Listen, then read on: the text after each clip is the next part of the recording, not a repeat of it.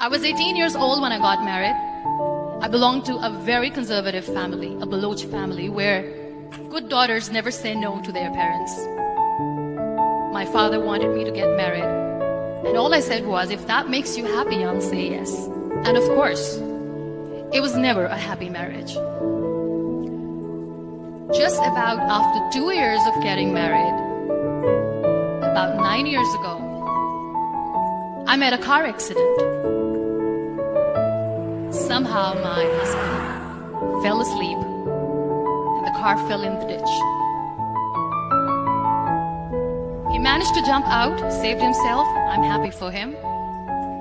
But I stayed inside the car and I sustained a lot of injuries. The list is a bit long. Radius ulna of my right arm were fractured. The wrist was fractured. Shoulder bone and collarbone were fractured. My whole rib cage got fractured. But that changed me and my life completely was the spine injury. Many people came to rescue. They gave me CPR. They dragged me out of the car. And while they were dragging me out, I got the complete transection of my spinal cord. Those 2.5 months in the hospital were dreadful. I was at the verge of despair. One day, doctor came to me and he said, well, I heard that you wanted to be an artist, but you ended up being a housewife. I have a bad news for you. You won't be able to paint again. Next day, doctor came to me and said, your spine injury is so bad.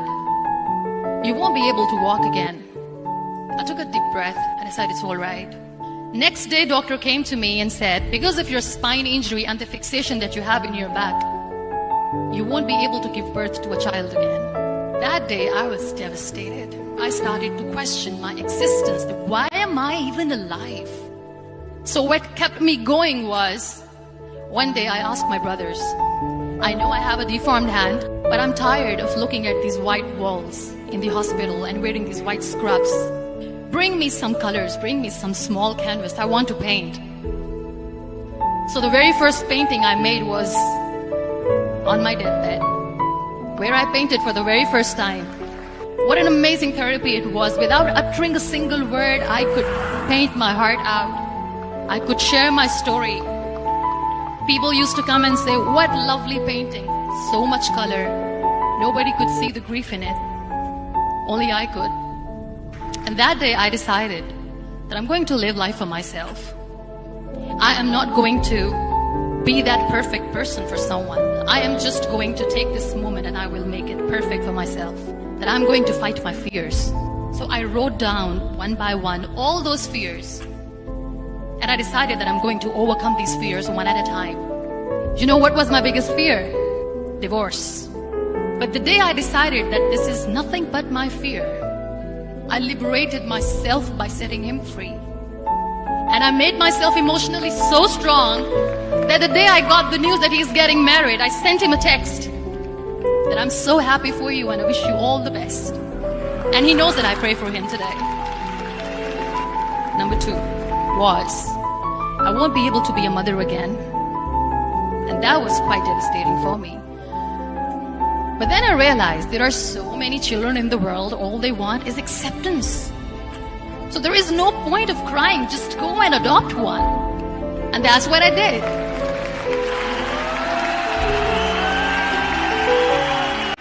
I gave my name in different organizations, different orphanages, and I waited patiently.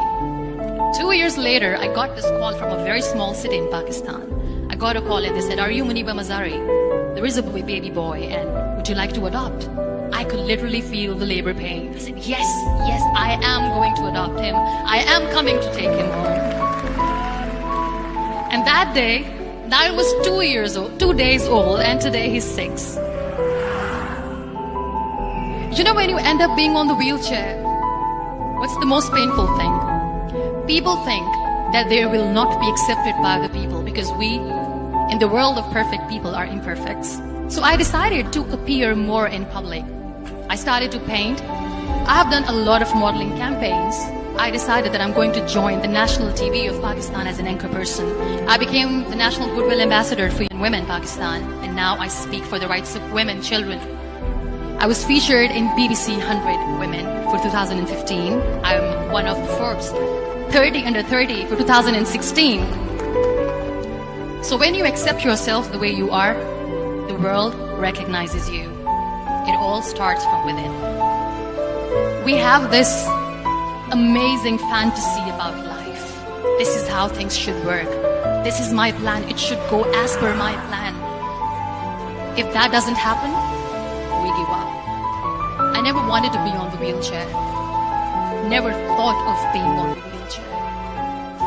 This life is a test and a trial, and tests are never supposed to be easy. So when you are expecting ease from life, and life gives you lemons, then you make the lemonade, and then do not blame life for that.